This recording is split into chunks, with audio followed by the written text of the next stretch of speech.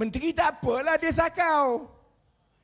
Orang biasa macam kita ni mana pernah dapat gaji 33%. Saya nak bayar kenaikan gaji 10%, 5 bulan menyumpah tau, sebagai majikan. Gila kau nak bayar 10% ni kan? 33%, bayangkan roti naik 33%, roti canai naik 20%, campur-campur semua, paling kurang harga makanan ini, harga makanan paling kuranglah 25%. 25% naik tiap-tiap tahun dalam keadaan gaji kalau boleh naik 3-4% pun nasib baik. Sebab itu hanya di Malaysia, saudara-saudari, kita kerja dari 1 tahun ke 1 tahun ke 1 tahun, gaya bayaran gaji itu makin kurang dan makin kurang. Sebab dulu RM1 boleh beli sekian. Dengan harga barang naik, inflasi semua, tahun depan RM1 jadi makin sikit. Saya ingat masa saya kat sekolah lah dulu, ni ada cerita macam mana saya mula-mula faham pasal inflasi ni. Bukan sebab belajar dekat universiti, belajar dekat Malay College dulu, sekolah dulu asrama. Kita ada kafeteria, adalah makcik ni. Makcik, jadi orang beli nasi daripada dia.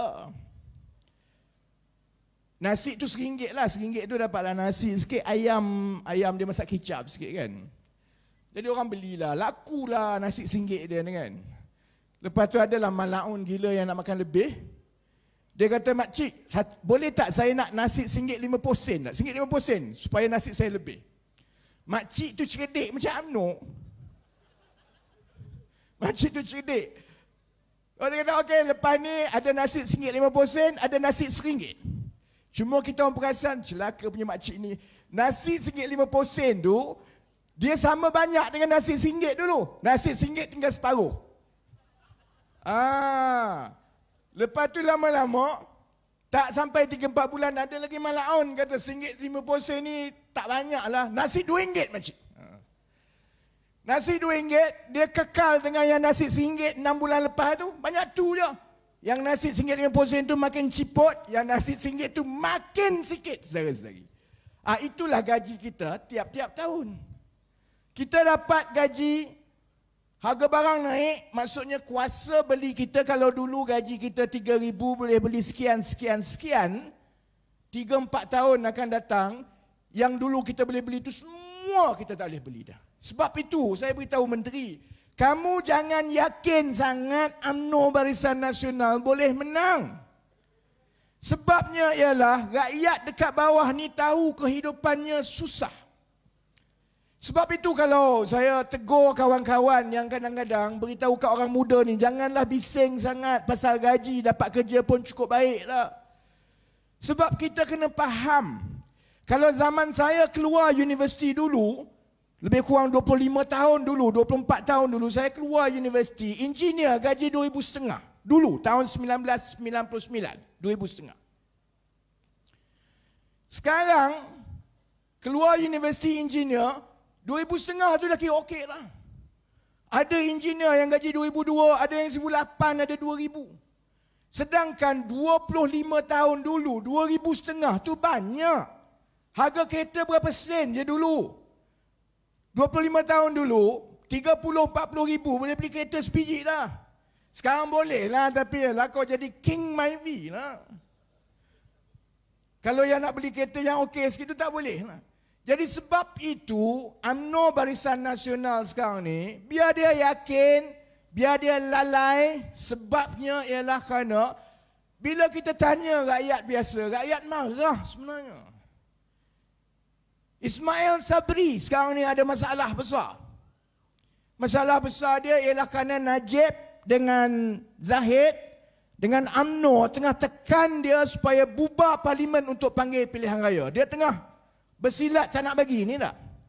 Baru-baru ini, dia buat kenyataan, dia kata, dia hanya akan panggil pilihan raya kalau culaan wanita-wanita UMNO ini menunjukkan UMNO boleh menang. Saya masa tu lega, baguslah. Cerdik juga Ismail Sabri ni rupanya. Sebab dia tak payah tunggu wanita UMNO, saudara-saudari. Ini malam ini dekat Wangsa Maju, dekat Setiawangsa, saya nak beritahu kepada Datuk Seri Ismail Sabri, kalau Datuk Seri Ismail Sabri nak tunggu nak panggil pilihan raya bila UMNO Barisan Nasional boleh menang, saya rasa tahun depan pun tak boleh panggil sekali. Sebab kalau tanya orang biasa ni, yang terbaru, saya memanglah duk cek tiap-tiap bulan tengok orang suka ke tidak, orang okey ke tidak.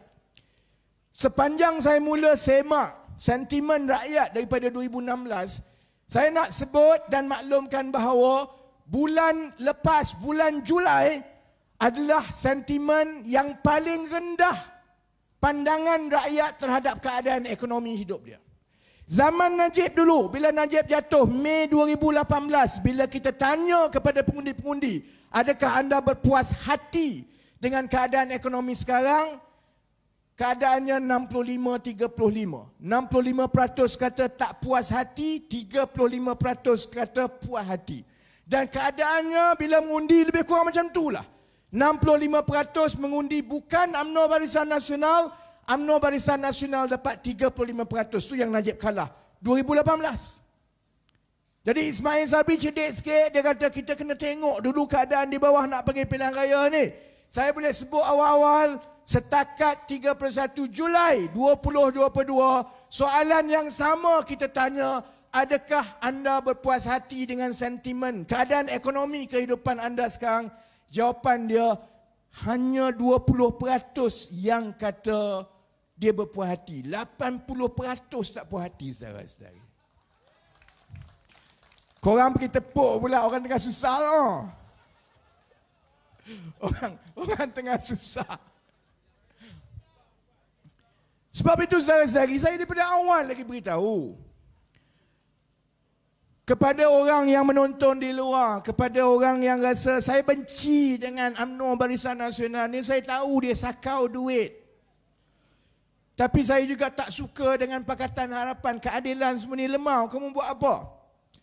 Saya minta satu saja. Hari ini kita bermula, saudara-saudari. Yalah, kita dah mula lah. Tapi hari ini terak jalan.